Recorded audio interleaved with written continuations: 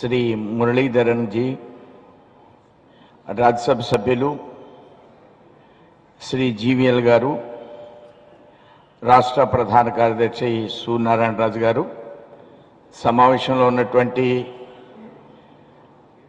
వివిధ వర్గాలకు సంబంధించిన నగర ప్రముఖులందరికీ కూడా ఈ సమావేశానికి విచ్చేసినందుకు వారందరికీ కూడా ధన్యవాదాలు తెలియజేస్తూ, భారతదేశంలో భారతీయ జనతా పార్టీ 6 స్తంభాలు 6 పిల్లర్స్ బడ్జెట్ని భారతదేశ వ్యాప్తంగా అన్ని హెడ్ క్వార్టర్స్లో, అన్ని రాజధానుల్లో ఈరోజు ఈ విధమైనటువంటి సమావేశాలని నిర్వర్తించమని పార్టీ నిర్ణయించడం జరిగింది. అందులో భాగంగా ఈ సమావేశానికి పెద్దలు, వారు సీనియర్ బ్యూరోక్రాట్, ఐఎఫ్ఎస్ ఆఫీసర్, వారిని ఎక్స్టర్నల్ అఫైర్స్ మినిస్టర్గా నియమించిన తర్వాత మొట్టమొదటిసారిగా ఈ సమావేశానికి పార్టీ పంపించడం జరిగింది. రేపు పురంధరేశ్వరి గారు ఇలాంటి సమావేశంలో విశాఖపట్నంలో కూడా మాట్లాడుతున్నారు. ఈ విధంగా దేశం యొక్క ఆర్థిక స్వరూపాన్ని మోడీ గారు ఏ విధంగా ఊహిస్తున్నారు, దేశం యొక్క ఆర్థిక స్వరూపాన్ని అభివృద్ధి పరచడంలో వారి ఉద్దేశాలని డైరెక్ట్గా ప్రజలకు తెలియచేయాలి. ఆ ఉద్దేశాలను తెలియజేసేటువంటి సమావేశం ఇది. దీనిలో ప్రధానంగా నేను ఎక్కువ మాట్లాడడం కోసం ప్రయత్నం చేయను. కొంత జీవీఎల్ గారు, తర్వాత మంత్రివర్యులు మాట్లాడతారు. ఈ బడ్జెట్ భారతదేశంలో అన్ని రాష్ట్రాలకి సంబంధించినటువంటి బడ్జెట్. సహజంగా భారతదేశానికి, మోడీ గారికి అన్ని రాష్ట్రాలు భారతదేశంలో ఉన్న రాష్ట్రాలు, అన్ని రాష్ట్రాలకి సంబంధించిన బడ్జెట్లో కేంద్రం గ్రామంలో ఉన్నటువంటి ప్రతి వ్యక్తి యొక్క నీటి వ్యవస్థ గురించి, నగరంలో ఉన్నటువంటి ప్రతి వ్యక్తి యొక్క నీటి వ్యవస్థ గురించి, ఇన్ఫ్రాస్ట్రక్చర్ దగ్గర నుంచి, వైద్యం దగ్గర నుంచి, ఆరోగ్యం దగ్గర నుంచి విద్య వరకు అన్ని అంశాలని బడ్జెట్లో క్రోడీకరిస్తారు. ఈ మధ్యకాలంలో మనకు ఒక టీం ఆంధ్రప్రదేశ్ వచ్చింది. 90 లక్షల గృహాలుంటే ఆంధ్ర రాష్ట్రంలో 30 లక్షల గృహాలకే మంచినీటి కుళాయిలు ఉన్నాయి. 90 లక్షల గృహాలకి మంచినీళ్ళు ఇవ్వాలనేది దేశంలో అన్ని రాష్ట్రాల్లో ఈ విధంగా జలశక్తి మిషన్ అనే కార్యక్రమాన్ని తీసుకున్నారు. స్వచ్ఛమైనటువంటి మంచినీటిని ఇవ్వాలి. ఈ స్వచ్ఛమైనటువంటి మంచినీటిని 90 లక్షల కుటుంబాలకి ఇవ్వడానికి 5,000 కోట్ల రూపాయలను కేటాయించి ఆల్రెడీ 2,000 కోట్ల రూపాయలు ఈ ఆంధ్ర రాష్ట్ర ప్రభుత్వానికి మంచినీటి వ్యవస్థ ప్రతి ఇంటికి కుళాయి నేయమని. ఇది ఇప్పటి వరకు గ్రామాలకే ఉంది. ఈ బడ్జెట్లో నగరాలకు కూడా పెట్టారు. ఈ నగరాలకు పెట్టిన బడ్జెట్లో మన ఆంధ్ర రాష్ట్రంలో ఉన్నటువంటి నగరాలకి 2,500 కోట్ల రూపాయలు ఇచ్చారు. అంటే బడ్జెట్ యొక్క రూపకల్పనని మంచినీటి వ్యవస్థ దగ్గర నుంచి, మంచినీళ్ళు గ్రామాలకు ఎలా వస్తాయి, మంచినీళ్ళు గ్రామాలకు ఎలా వస్తాయంటే అన్ని చోట్ల మంచినీళ్ళు రావడానికి అవకాశం లేదు, అన్ని చోట్ల బోర్లు పడడానికి అవకాశం లేదు. ఈ సందర్భంలో వాటర్ గ్రిడ్ అనే కార్యక్రమాన్ని కూడా పెట్టారు. ఈ వాటర్ గ్రిడ్ అంటే ఏలూరు కాలువ నుంచి కృష్ణా నదిలో, కృష్ణా జిల్లాలో ఉంటే అప్లాండ్ విలేజ్ల దాకా నీటిని తీసుకెళ్లాలి. దాన్ని వాటర్ గ్రిడ్ అంటారు. దానికి కూడా ప్రతి మండలానికి 30 కోట్ల రూపాయలు వాటర్ గ్రిడ్కి ఇచ్చారు. వాటర్ గ్రిడ్ ద్వారా నీళ్ళు ఇచ్చి కుళాయి ద్వారా నీళ్ళు ఇవ్వాలి. అంటే మోడీ గారు ప్రతి ఇంటికి నీటి వ్యవస్థ గురించి ఈ విధంగా అధ్యయనం చేశారు. ఒక నీటి వ్యవస్థ గురించి ఆలోచించినప్పుడు అన్ని వ్యవస్థల గురించి ఆలోచించేటువంటి విధానమే బడ్జెట్ యొక్క రూపకల్పన. ఇది నీటి వ్యవస్థతో ప్రారంభమై భారతదేశం యొక్క డిఫెన్స్ వ్యవస్థ దాకా విస్తరింపజేసేటువంటి బడ్జెట్ ఇది. ఒక ఇంపార్టెంట్ పాయింట్ ఏంటంటే మోడీ గారు అధికారంలోకి వచ్చేటప్పటికి భారతదేశానికి వడ్డీ కట్టవలసింది 7 లక్షల కోట్లు. అంటే ఎంత అప్పు ఉందో మీరు ఆలోచించండి. అది ఇప్పుడు మోడీ గారు వచ్చిన తర్వాత 6 లక్షల కోట్లకి 5,50,000 కోట్లకి వడ్డీని తగ్గించారు. అంటే ఎంత అప్పు తీరిస్తే ఈ వడ్డీ తగ్గించారనేది, అప్పులు తీర్చేటువంటి వ్యవస్థను నిర్మాణం చేయడం అనేది మోడీ గారి యొక్క మదిలో ఉన్నటువంటి అంశం. కొన్ని రాష్ట్రాలతో మనం కంపేర్ చేసుకున్నప్పుడు ఈ విషయాన్ని కూడా మనం చర్చించాలి. ఇక ఈ గుడ్ గవర్నెన్స్ పేరుతో వాజ్పేయి గారు ఏర్పాటు చేసినటువంటి వ్యవస్థలు, మన ఒక కృష్ణా జిల్లా ఒకటే మనం గమనిస్తే, మనం ఇక్కడే క్యాపిటల్ ఉండాలనుకున్నాం. ఆ క్యాపిటల్కి అనుసంధానంగా అనేక రకాల కార్యక్రమాల్ని కేంద్ర ప్రభుత్వం నిర్వర్తిస్తుంది. ఒకటి దుర్గా ఫ్లైఓవర్ అయిపోయింది. మరొక 2 ఫ్లైఓవర్లు వేయాలనుకున్నారు. ఒక ఫ్లైఓవర్ చాలా తక్కువ సమయంలో కంప్లీట్ చేశారు. రెండో ఫ్లైఓవర్ కూడా బెంచ్ సర్కిల్ దగ్గర నుంచి దొరుకుతుంది. మరొక 2 కృష్ణా నది మీద 2 వంతులను కట్టాలనుకుంటున్నారు. 6 రోడ్లకు అనుసంధానంగా ఆ 2 బ్రిడ్జెస్ని కూడా త్వరలో ప్రారంభించబోతున్నారు. అలానే నగరంలో ట్రాఫిక్ లేకుండా ఏదైతే 6 రోడ్లు విస్తరణ జరుగుతుందో ఆ విస్తరణకి బైపాస్ రోడ్డు, అంటే ఎయిర్పోర్ట్ వరకు కూడా బైపాస్ రోడ్డు 6 రోడ్లకి అనుసంధానం. బందర్కి 4 రోడ్లు వ్యవస్థ, అనంతపురానికి 6 రోడ్లు వ్యవస్థ, కర్నూలు నుంచి 4 రోడ్లు వ్యవస్థ. అలానే ఎయిమ్స్ హాస్పిటల్ 1800-500 కోట్లతో, పక్కనే అగ్రికల్చర్ యూనివర్సిటీ 800 కోట్లతో, 150 కోట్లతో డిజైన్ యూనివర్సిటీ మన యొక్క క్యాపిటల్లో.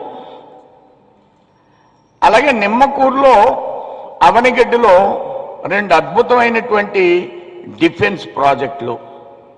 అలానే మరొక యూనివర్సిటీ ఎయిర్పోర్ట్ ఎదురుగా. ఇంకా నేను చెప్పని 10 అంశాలు ఉన్నాయి. అంటే కేంద్రం మోడీ విజయవాడ వైపునే కన్నుతో చూస్తున్నారు. ఈ విధంగా ఆంధ్ర రాష్ట్రంలో అన్ని ప్రాంతాల్లో కూడా అభివృద్ధి ఎట్టి పరిస్థితుల్లో తగ్గించేటువంటి ప్రసక్తి లేదు. మోడీ గారికి ఆంధ్రప్రదేశ్ మీద ప్రత్యేకమైన శ్రద్ధ, దృష్టి, ఒక స్పెషల్గా ఉండేటువంటి ఆలోచన ఉంది మోడీ గారికి.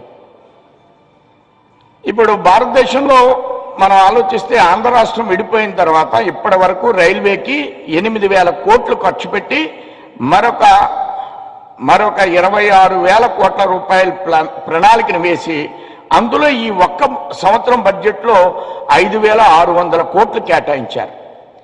ఈ ఒక్క సంవత్సరం బడ్జెట్లో 5,600 కోట్ల రూపాయలు కేటాయించారు. ఈ 5,600 కోట్ల రూపాయల బడ్జెట్ని మన విజయవాడ నుంచి గూడూరు దాకా, అంటే మెడ్రాస్ వెళ్లే వైపు మరొక 3వ లైన్ వేస్తున్నారు. అలానే ఢిల్లీ వైపు 3వ లైన్ వేస్తున్నారు. రైల్వేలో 3వ లైన్.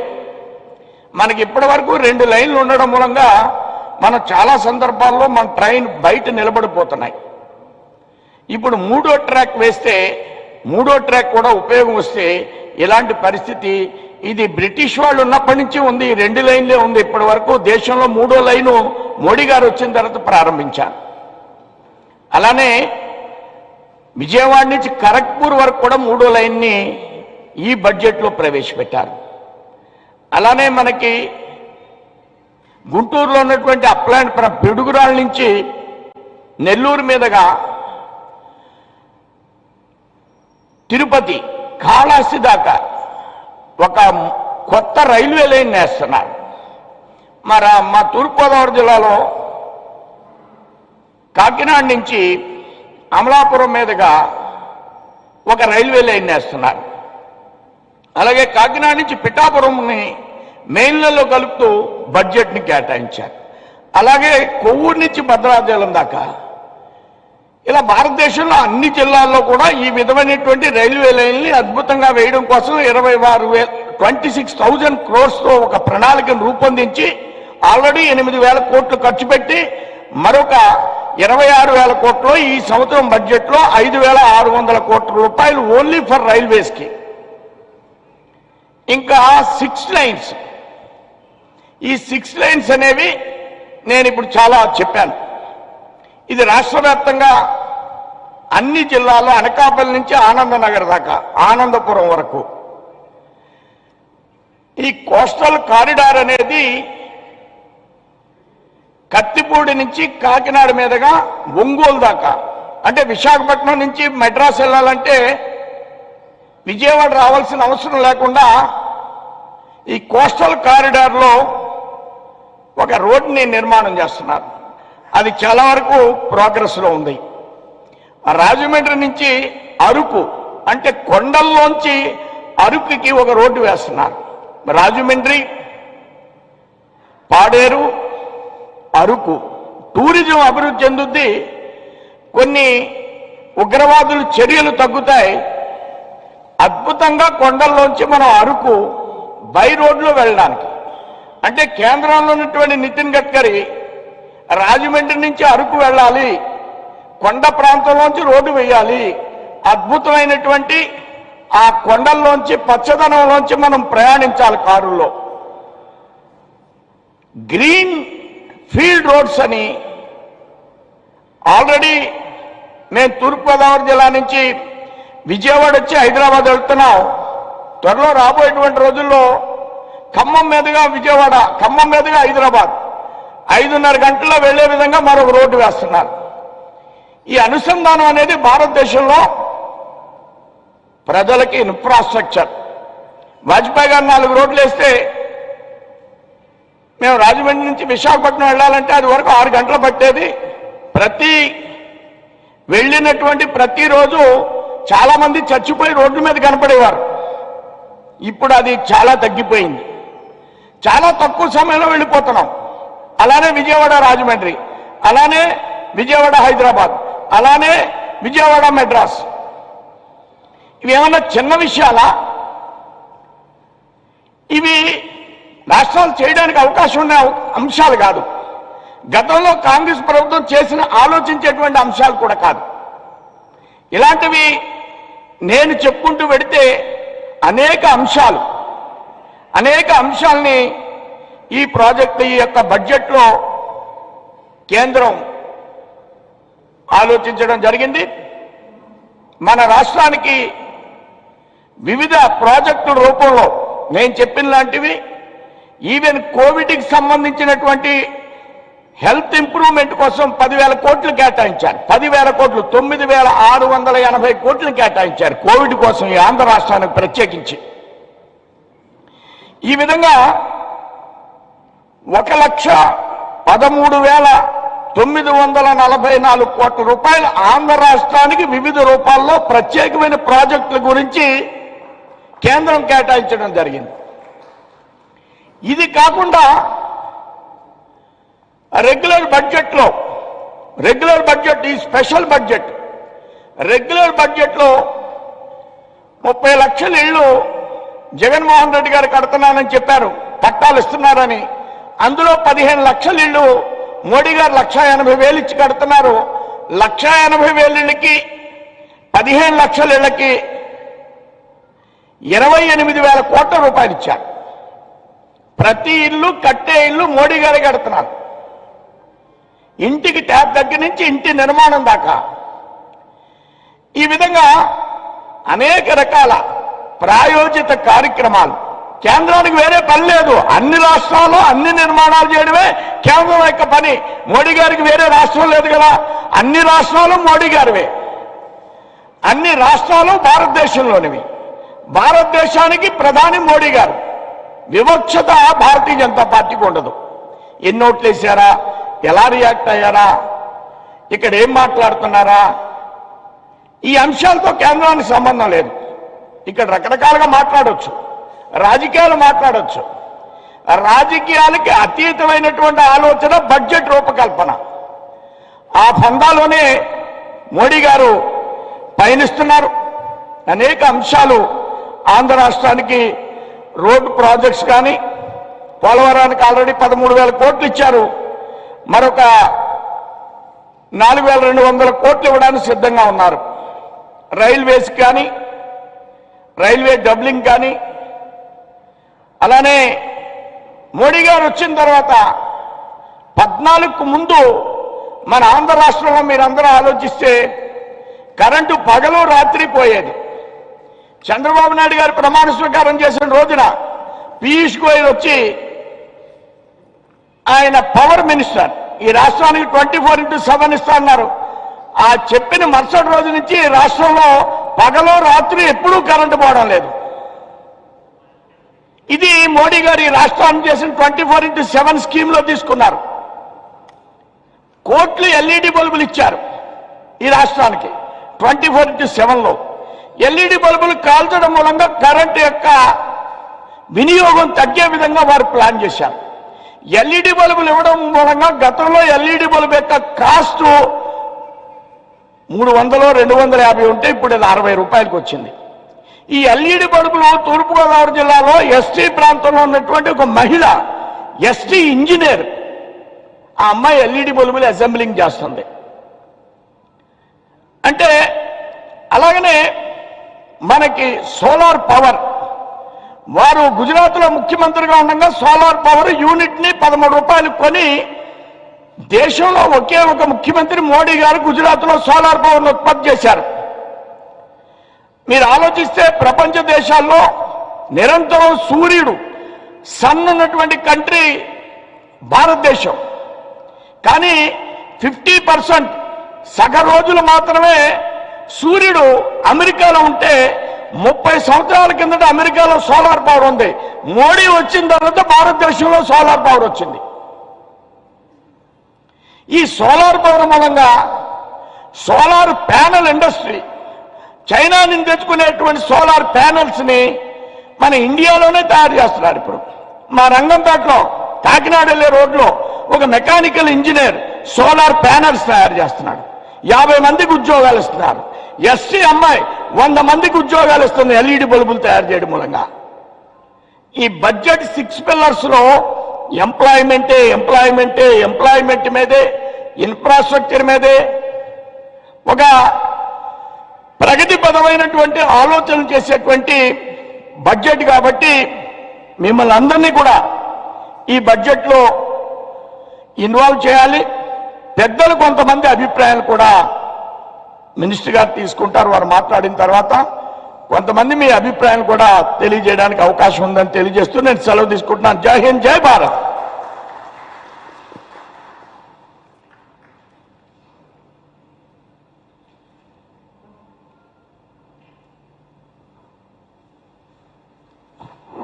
అలాగే ఇప్పుడు బడ్జెట్ గురించి జీవీఎల్ నరసింహారావు గారు మాట్లాడుకోవాల్సిందిగా కోరుతున్నాం.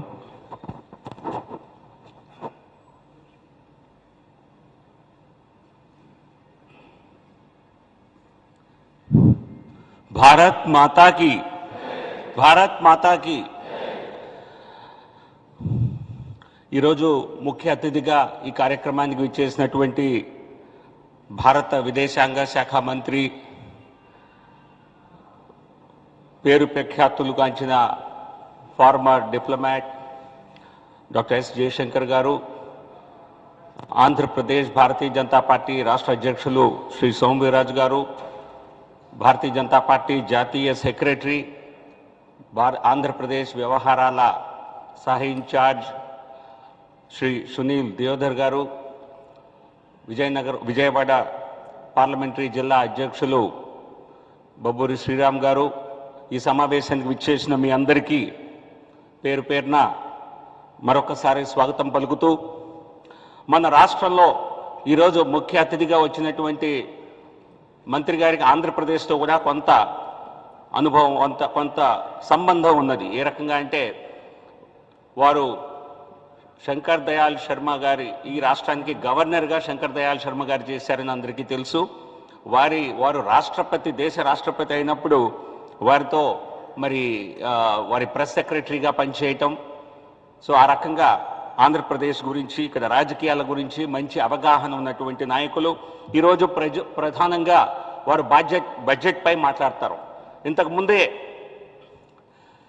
సోమవీర్రాజు గారు కూడా బడ్జెట్లోని కొన్ని ప్రధాన అంశాలని ప్రస్తావించారు. మన రాష్ట్రంలో మాత్రం కొన్ని విచిత్ర పరిస్థితులు కనిపిస్తూ ఉంటాయి.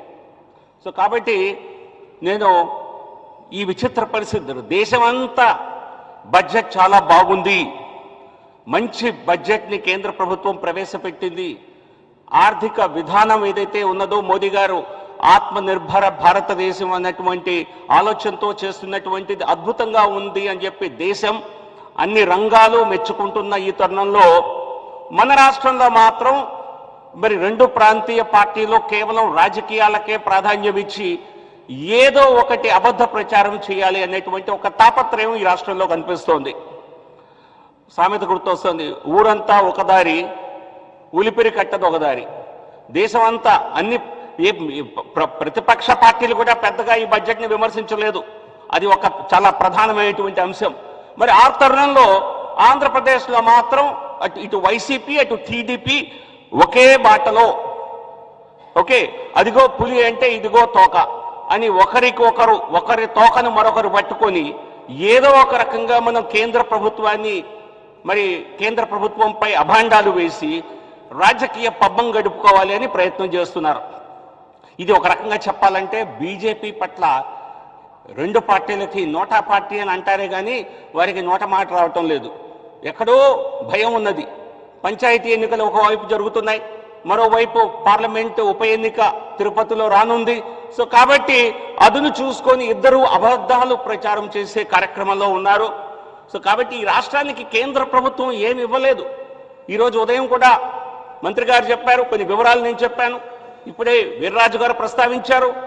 ఏ రాష్ట్రానికి కొన్ని మరి వాస్తవాలు ఇక్కడ చేసే ప్రచారానికి పూర్తిగా విరుద్ధంగా ఉన్నాయి. వచ్చే 5 సంవత్సరాల్లో ఆంధ్రప్రదేశ్కి కేంద్ర ప్రభుత్వం నుంచి 2,34,000 కోట్ల రూపాయలు రానున్నాయి. మరి పక్కన కర్ణాటక ఇంతకంటే పెద్ద రాష్ట్రం కదా, కొద్దిగా పెద్ద రాష్ట్రం కదా, లేదా సమానంగా ఉంటుంది కదా. కర్ణాటకకు రాని నిధులు ఆంధ్రప్రదేశ్కి వస్తున్నాయి. మరి ఇక్కడే రాజకీయాలు చూసి చేయటం లేదే. మరే దక్షిణాది రాష్ట్రానికి వచ్చే నిధుల కంటే ఆంధ్రప్రదేశ్కి ఎక్కువ వస్తున్నాయి వచ్చే 5 సంవత్సరాల్లో. ఇదే కాకుండా పారిశ్రామిక నగరాలు 5 నిర్మాణం జరగబోతున్నాయి. ఇది కాకుండా ఎలక్ట్రానిక్ మ్యానుఫ్యాక్చరింగ్ క్లస్టర్స్ దేశంలో 19 ఉంటే 3 ఇక్కడి నుంచే వస్తున్నాయి. మరే దక్షిణాది రాష్ట్రానికి రాని విధంగా 30,000 కోట్ల రూపాయలు రెవెన్యూ డెఫిసిట్ గ్రాంట్ కోసం ఇవ్వటం జరుగుతోంది. అన్ని రంగాల్లో ఆంధ్రప్రదేశ్కు ప్రత్యేక శ్రద్ధ వహించినప్పటికీ ఈ రెండు పార్టీలు, ఇటు వైసీపీ అటు టీడీపీ ఏదో ఒక రకంగా అబద్ధాల ప్రచారం చేస్తున్నారు. మరి ఎన్ని చెప్పినా కూడా మరి ఉపయోగం లేదు. చాదస్తపు మొగుడు చెబితే వెండు, గిల్లితే ఏడుస్తాడు.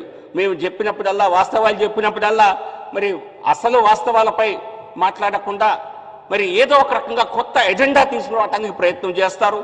ఇటువంటి రాజకీయాలు మనం దేశంలో చూడలేదు. సో కాబట్టి ఇంటలెక్చువల్స్ ఈరోజు మీటింగ్ పెట్టడానికి ప్రధాన ఉద్దేశం ఏంటంటే మరి వాస్తవాలని రాష్ట్ర ప్రజానీకానికి తెలియజేయాలని, అందులో మేధావి వర్గానికి ఖచ్చితంగా కేంద్ర ప్రభుత్వం ఇచ్చినటువంటి ప్రత్యేక శ్రద్ధ, ఆంధ్రప్రదేశ్పై చూపించిన శ్రద్ధని ఖచ్చితంగా గమనించాలని, రాజకీయ ప్రొపగాండా ఏదైతే ఈ రాష్ట్రంలో నడుస్తుందో ఈ ప్రొపగాండా ఎక్కువ కాలం సక్సెస్ సాధించలేరని, ఇటువంటి ప్రొపగాండా చేసిన టీడీపీ కూడా మరి పూర్తిగా రాజకీయ పతనానికి గురైంది 2019లో. మరి అదే బాటలో వైసీపీ కూడా నడుస్తున్నట్టుగా ఇప్పుడు కనిపిస్తోంది.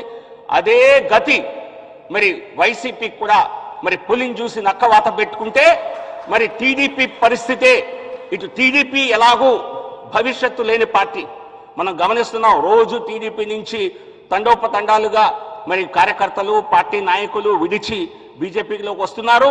రానున్న ఉప ఎన్నికలో బీజేపీ ఎక్కడ ప్రత్యామ్నాయంగా ఎదుగుతుందో అన్నటువంటి ఒక భయంతో బీజేపీ ఆంధ్రప్రదేశ్లో కూడా పాగా వేస్తుందేమో, ఇక్కడ కూడా అధికారాన్ని సాధిస్తుందేమో అన్న భయంతో వైసీపీ ఇద్దరూ కలిసికట్టుగా అబద్ధాల ప్రచారం చేస్తున్నారు.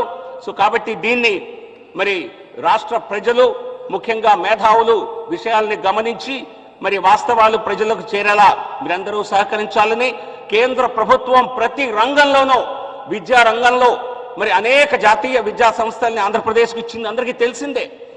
ఏదో ఒకటి పట్టుకొని నేను ఇందాక చెప్పినట్లుగా ఏదో ఒక రకంగా జోరీగలాగా ఒకటే విషయాన్ని ప్రజల చెవుల్లోకి పెట్టి వారిని బీజేపీకి దూరం చేయాలి అనేటువంటి వీరి తపన వెనుకే ఖచ్చితమైనటువంటి రానున్న భారతీయ జనతా పార్టీ సక్సెస్ కనిపిస్తోంది. అందుకే అందరూ వాస్తవాలు తెలుసుకొని ఆంధ్రప్రదేశ్ వచ్చే 5 సంవత్సరాల్లో ఇచ్చే నిధులు మరే దక్షిణాది రాష్ట్రానికి రావటం లేదు. ఆంధ్రప్రదేశ్కి పారిశ్రామిక రంగంలో నిన్న వైజాగ్ చెన్నై ఇండస్ట్రియల్ కారిడార్ మీద ఒక ప్రశ్న నేను అడిగితే మరి కామర్స్ మినిస్టర్ గారు చెప్పింది ఏంటంటే వైజాగ్ చెన్నై ఇండస్ట్రియల్ కారిడార్ నిర్మాణంతోనే 1,10,10,00,000 ఉద్యోగాలు ఒక్క ప్రాజెక్ట్తో 1,10,10,00,000 మన రాష్ట్ర జనాభా మరి 5.5 కోట్ల జనాభా ఉంటే 1 కోటి ఉద్యోగాలు ఒక్క ప్రాజెక్ట్తో సాధ్యమవుతున్నాయి. ఇటువంటి అద్భుతమైనటువంటి మరి ప్రణాళికల్ని ప్రాజెక్టుల్ని వదిలిపెట్టి ఇక్కడ రాష్ట్ర ప్రభుత్వం వైసీపీ కానివ్వండి, గతంలో టీడీపీ కానివ్వండి, ఏదో ఒక రకంగా రాజకీయ లబ్ధి కోసం లేదా ఆర్థిక లబ్ధి కోసం వారు అసలు విషయాల్ని పక్కన పెట్టి మరి అనవసరపు విషయాలనే మరి ప్రధానమైనటువంటి ఎజెండాగా చేస్తున్న తీరు కనిపిస్తోంది. దీన్ని ఖచ్చితంగా వాస్తవాలని ప్రజల దగ్గరికి తీసుకెళ్లే ప్రయత్నం మేమందరం చేస్తాం. మీరందరూ కూడా ఇందులో భాగస్వాములు కావాలని మీ అందరినీ అభ్యర్థిస్తూ భారత్ మాతాకి జై.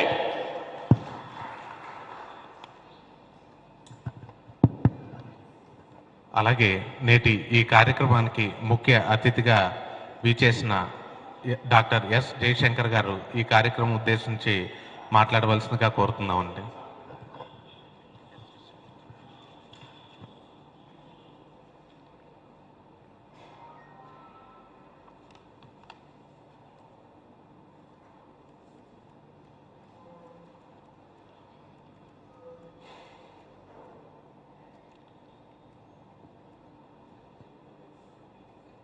Shri Somu Veeraraju Garu, State President, Andhra Pradesh.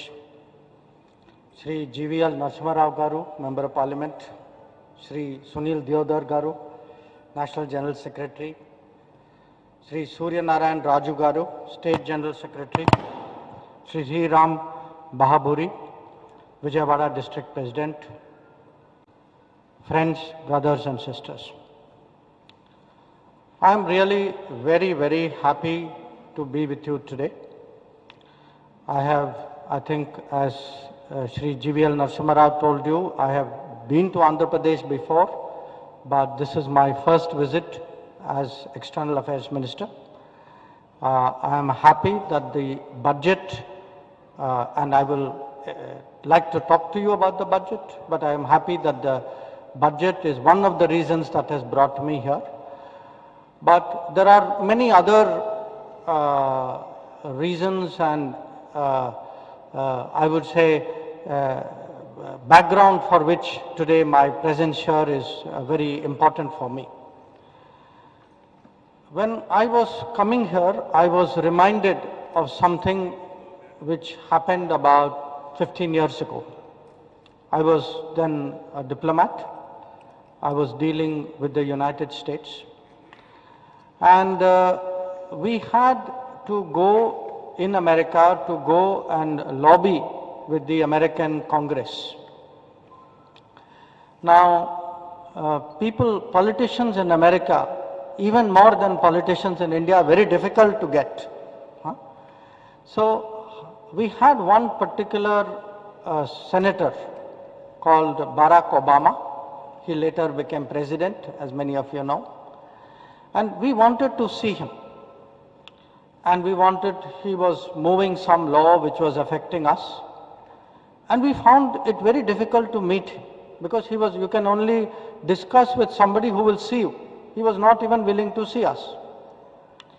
So what we did was, we did something which you do, which works with all politicians. You find somebody from their state who they cannot say no to. So I at that time found he was from Chicago.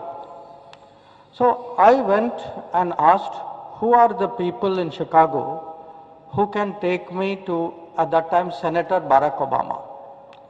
And I still remember there were 3 doctors from Andhra Pradesh, very, very noted people in Chicago. So when I went with them, he could not say no to them. He saw them immediately. And I went with them and I got my work done. Now, why did I remember the story today? I remembered the story because I'm in Andhra Pradesh. I remembered the story because as foreign minister, as a diplomat, wherever I have gone in the world, I have met Telugu speaking people, I have met people from Andhra Pradesh.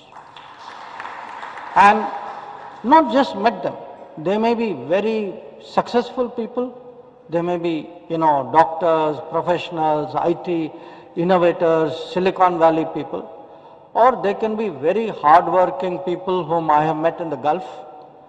But I see them across the world, and for me today, this means how important you are for globalization, for India's interest in the world, how much of an impression you have made in the world.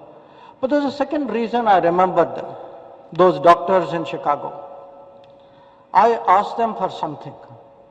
They came all the way from Chicago to Washington at their cost, at their time, because they felt somebody from the government who's asking you, it is their national obligation to do something for the country.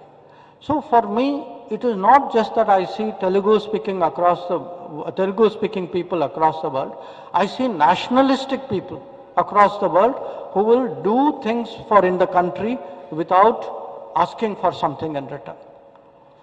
And the third reason I remembered them was, to me, when I see all these people, and I ask myself, how are they doing abroad? What has taken them abroad? For me, this is very much about talent, about skills, about talent, about education. So, for me, when I stand before you today, though I'm going to speak to you about budget, what is in my mind is talent of people, nationalism of people, what they are willing to do for their country, what kind of country they want, and what is the relationship between the country and the world. Now, all of you know, in many, many ways in the last 20, 30 years, there are so many more things you do with the world. Everybody in the room will have somebody outside the country, some relative outside the country. Everybody is watching TV channels which have some foreign content. Everybody is seeing some brand which is of some foreign origin. So the world has come to India, and India has also gone to the world. That is why so many people, I would say more than 3.5 crore Indians, people of Indian origins, live abroad.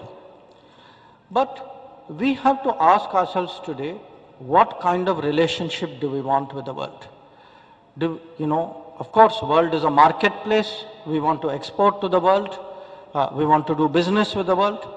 The world is a workplace. People want to get jobs, practice their profession. But should we only be a market for the world? Should we only be a source of data for the world? Or should we have a bigger role in the world? And to my mind, the answer is very clear. We will, maybe in the next 5, definitely in 10 years, be the most populous country in the world. We will be the 3rd largest economy in the world. We are already the 5th largest economy. We will be the biggest source of talent for the world.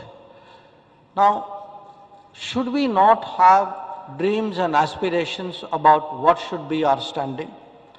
And I believe today that to do that, we need 2 things.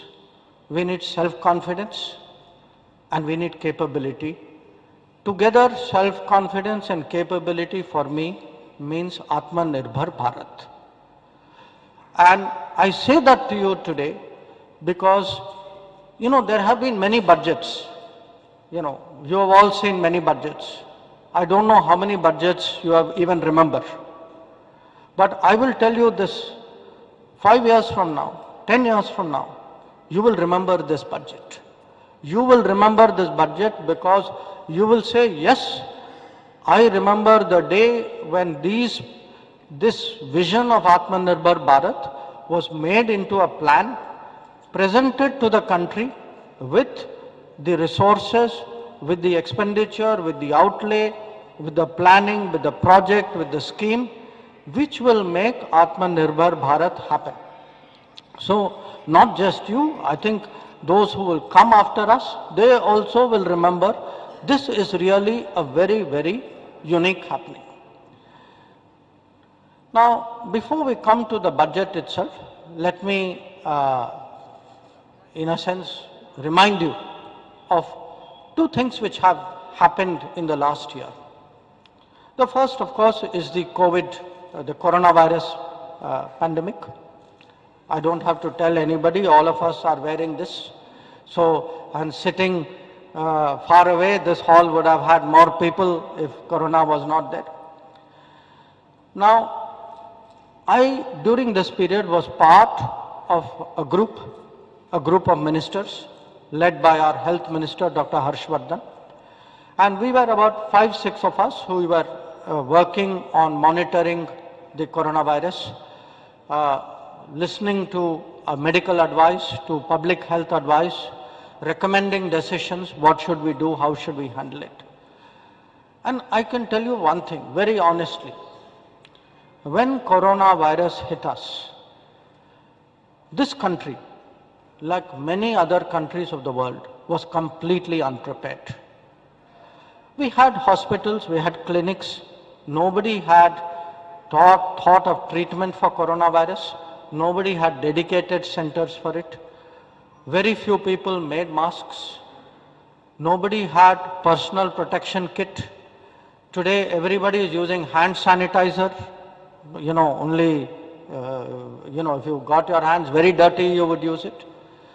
If you really fell ill, actually nobody had even heard of the word ventilator. Now, look what happened in the last 1 year. In the last 1 year, through all the problems, as the numbers of people fell ill, we are today one of the world's biggest producers of PPE, biggest producers of masks. We have 25 companies which are making ventilators. We are making for ourselves. We are making for the world. We set up 16,000 centers to deal with coronavirus. And by doing an early lockdown, and this was due to the boldness of Prime Minister Modi, by doing an early lockdown, we got the time to prepare a health response for something which was unprecedented. Now, what is the result of that? The result of that today is we have one of the lowest case fatality ratios in the world. Our case fatality ratio is about 1.4%. Globally, it is more than double that. We have one of the highest recovery rates in the world. It is 97-98%. And so one was the preparation time. But the other was, we found that in a crisis, this country is capable of responding. We can do things which surprise even us. We can do things on a big scale, which we have never done before. And most important, we have shown fantastic discipline.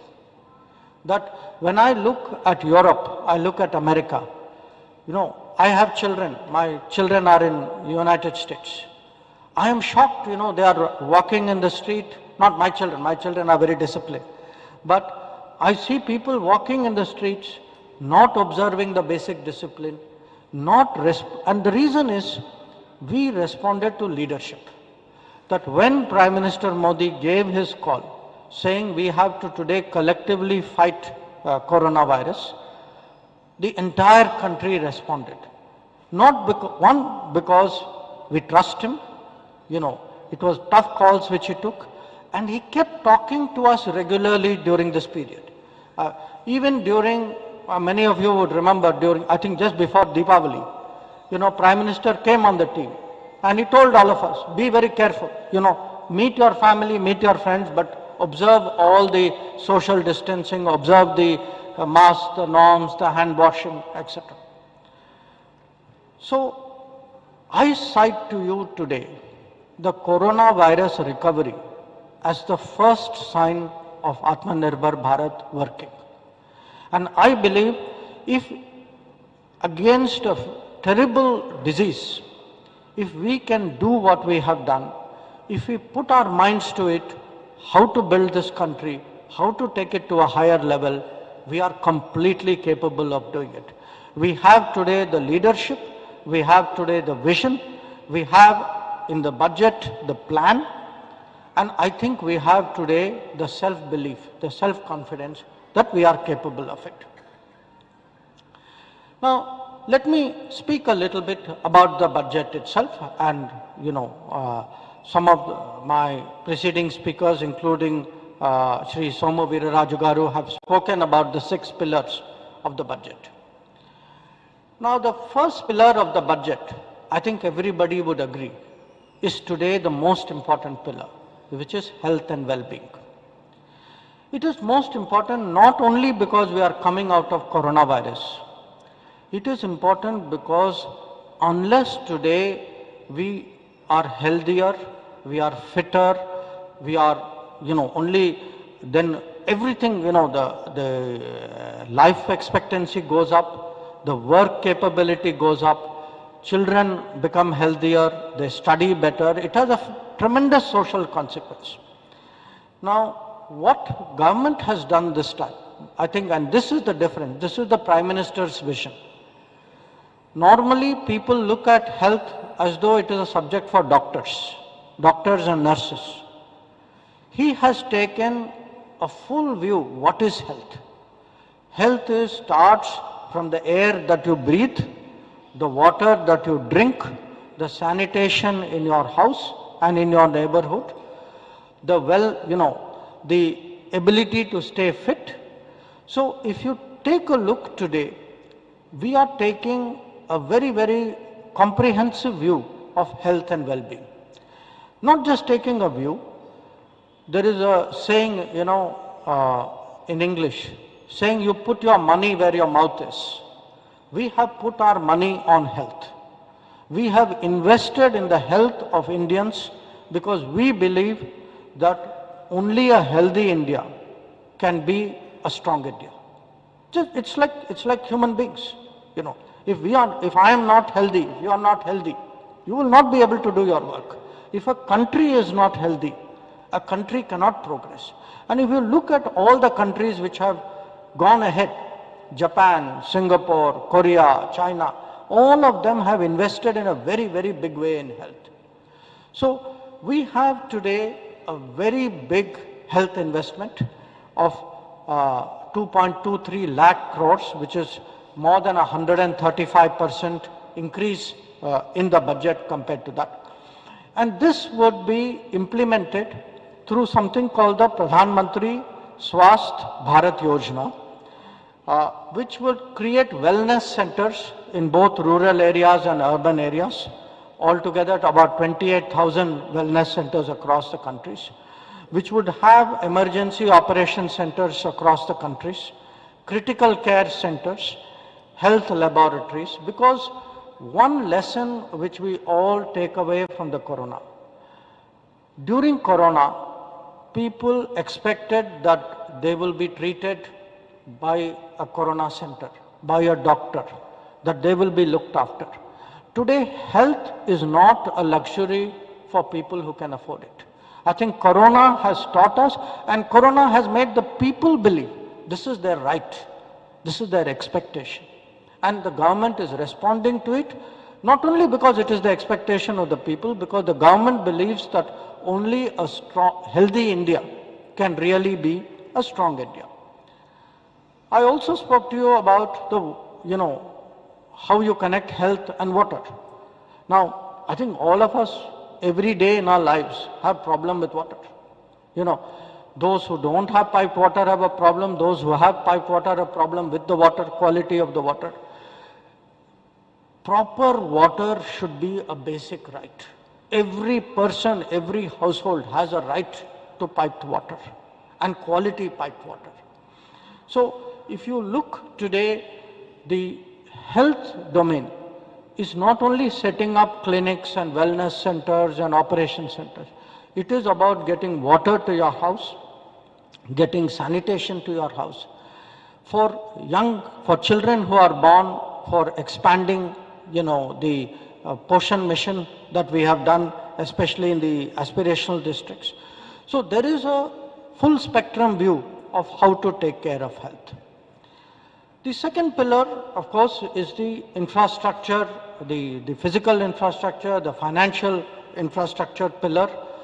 And here again, the government has made very, very big investments. There is a national infrastructure pipeline which has been created so that projects are prepared for the investor. And government itself is directly going to invest more than 5.5 lakh crores in infrastructure projects as capex, 44 lakh crores for specific projects. There will be incentives given for infrastructure, and the infrastructure will be in different areas. You will have roads, rails, ports. Many of them, I think people mention industrial corridors like the Vijayawada-Chennai corridor, the Bangalore-Hyderabad corridor, the Chennai-Hyderabad corridor. So you will have metro projects, you will have in pipelines, there will be power sector reforms. But I would say strategic, if you were looking at the future of the country, the really big change is going to come in manufacturing. It's going to come in manufacturing, and in a different way, I will come to that, in agriculture. The change in manufacturing that is going to come is that in 13 areas which the government has designated, and I give you some examples: electronic components, electronic hardware, medical products, pharmaceuticals, textiles, food products. There will be production-linked incentives which will be given to industry to set up manufacturing in India. This production-linked incentive will be over the next 5 years. Already there is a commitment to give about 2 lakh crores in order to give manufacturing a boost. And when physical infrastructure gets a boost, if more railways are built, more metros are built, more roads are built, and factories are built out there, you can imagine what is going to be the employment consequences. So today people are talking about strong growth, robust growth, recovery. We are talking for the first time of double-digit growth. But my sense is, if actually these plans as they unfold, it is actually possible that we might be headed for much stronger future, stronger economic future than we anticipate today. The third pillar is the inclusive development pillar.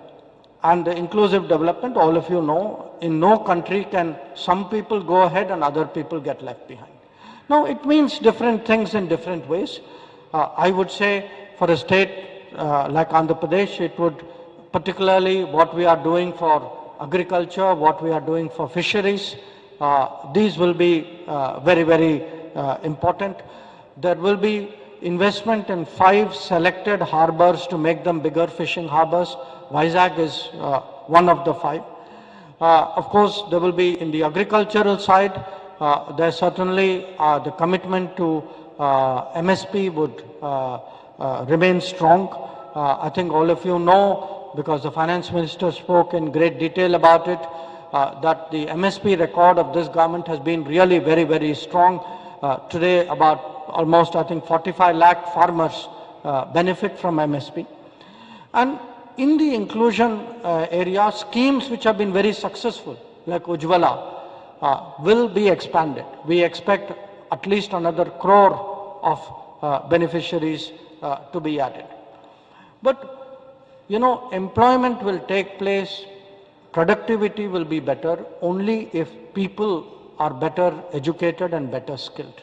So the fourth pillar is actually about people, about human capital, about how we educate our children, how we train our young people, what are the employment opportunities that we give them.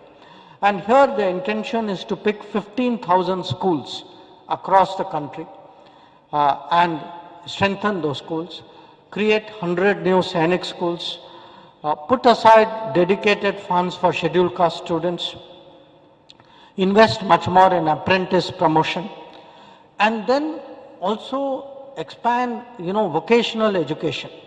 Now, not just expand it at home. I can tell you as Foreign Minister, I have been involved working with the skills department in reaching agreements with foreign countries so that our people today can work in Japan, in UAE, in France, in European countries. In our foreign negotiations, in fact, we press people even for when students go abroad. We press them saying, okay, after they finish their college degree, allow them to work. Today, UK has made a change in the rules to allow our students to work. France has agreed some years ago during one of Prime Minister Modi's visits to allow our students to work. So we are seeing how actually we can make the world into a workplace for us, that our young people, our talent can access that. But when you do that, you also need to strengthen talent at home. Because it's only when your talents are strong that country will be strong and you have that ability to export abroad. So the fifth pillar is about innovation and R&D, and I think you have seen since the Modi Sarkar came into being, whether it is space, whether it is nuclear, whether it is ocean, there has been a tremendous push, and it is push at the highest level, Gaganyaan, Chandrayaan. It is also at the individual level, startups, helping, today the kind of difference that I can tell you startups are making to the economy. If you talk to people in the technology world, it is tremendous. You read any newspaper today, you will find very interesting stories. In fact, today I was reading about drones. I was coming in the Vijayawada morning flight from Delhi. There's a very interesting story about how the drones which today young Indian companies, startups have been producing, which, 5 years ago we would say drones are made by advanced countries. We don't think that people in India, and that too young people in India, can design and deliver a very cost-effective drones. The sixth pillar, of course, is governance itself. Now, in governance, we have always tried through various means to maximize governance, minimize government. And perhaps I would say the best example of the progress we have made is in digitization. What is today possible through digital? Putting, whether it is Jan Dhan Yojana, putting money into people's accounts, whether it is giving rations. And during this COVID time, we actually put money into accounts of 400 million account holders. That is 40 crore people. 80 crore people got ration and nothing got lost on the way. Before, what left and what reached was very different. Today, because it is digital, people know, and all of you would have experience of somebody somebody working with you, who would say, yes, that money reached me, I did not go anywhere, I didn't give anybody a cut. This is today the use of digital to improve governance, to simplify governance, to make rules and, I can tell you, we regularly hear from the Prime Minister, remove the old laws, cut the paperwork, reduce the forms. And I want to speak to you a little bit about how we have done it in the Foreign Ministry, because it affects all of you. Most of you may have interest in foreign policy, but you may be traveling abroad, but your biggest interest is in passport, in getting passport very, very easily. Now, you may remember 10 years ago, I think it would take months to get a passport. sometimes maybe a year to get a passport. Today people are getting passports in weeks. They are getting passports in weeks. Tatkal passport they are getting even before verification is complete by giving documents. They are finding, we are asking you for less information. The forms have all got shorter. Self-attestation solves half your problem. And most important, before Modi Sarkar came, we had less than 100 places in the country where you can go and give your passport application. Today what we did, and this is a very good example of maximum governance and minimum government. We increased passport centers from below 100 to more than 500. But without adding a single building. I did not add one building, because what we did was, we took the post offices of the country, which are already government owned, and all of you know today post offices have space, because you all send emails today, or SMSs or WhatsApp. So there are people in the post office, there is building in the post office, there is space in the post office. So what we have done today is taken 400 post offices across the world, across the country, and made them into places to receive passport applications. And this has enabled us today to give passport services so much more easily. And you can apply today for your passport anywhere. Previously you had to go to your passport kendra. Today you can be traveling anywhere in India, and it is possible for you to renew your passport. And not just renew your passport. Today we will send you a message on your phone saying your passport is going to expire. Please look at it. Because many people don't actually know, don't remember. So I cite to you from my direct domain. What is today, when people say maximum governance, minimum government, it is not a slogan. For us, it is Modi ji's direction, saying change the government, change the way the government works, simplify it. Government is at the service of the people. And you have to respond to what people are expecting, and people are expecting better service today from the government. Let me give you a different example. Again, as I said, people from Andhra are all over the world.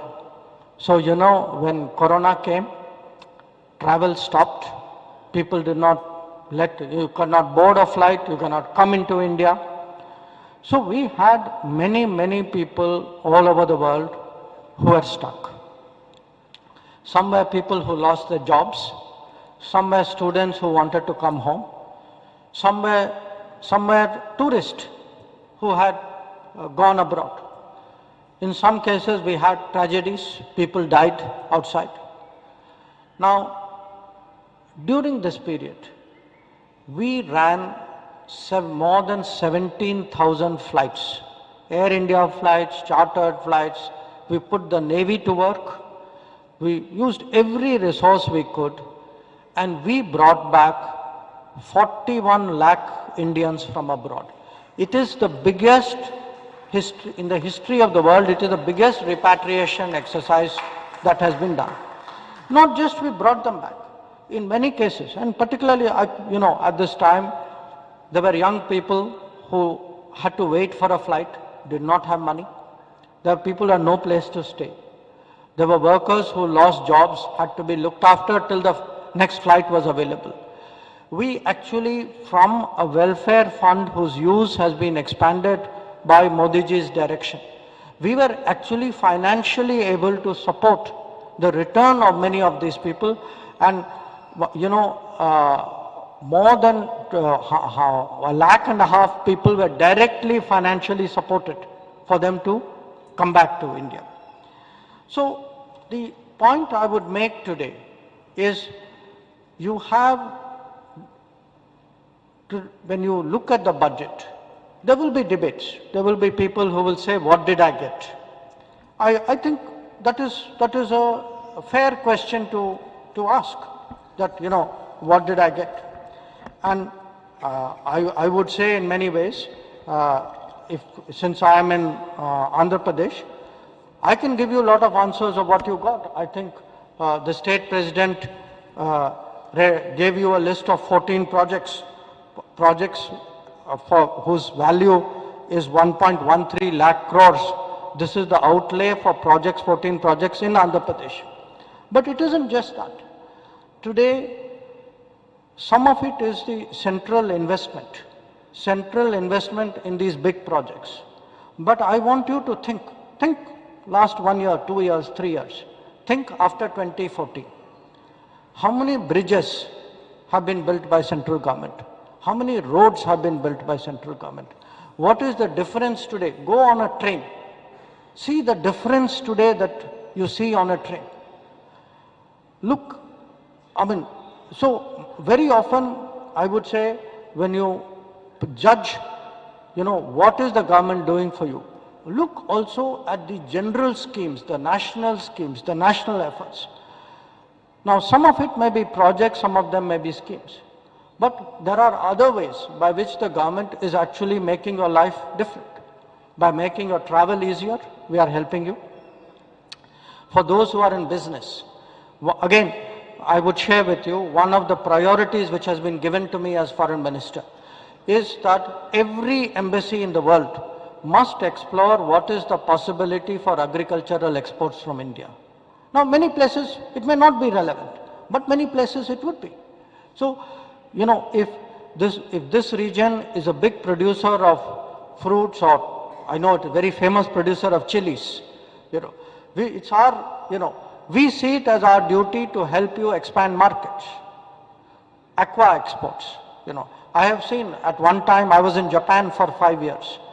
There was a time when I would say shrimps was, I think, among our exports, it was among our top 3 exports to Japan.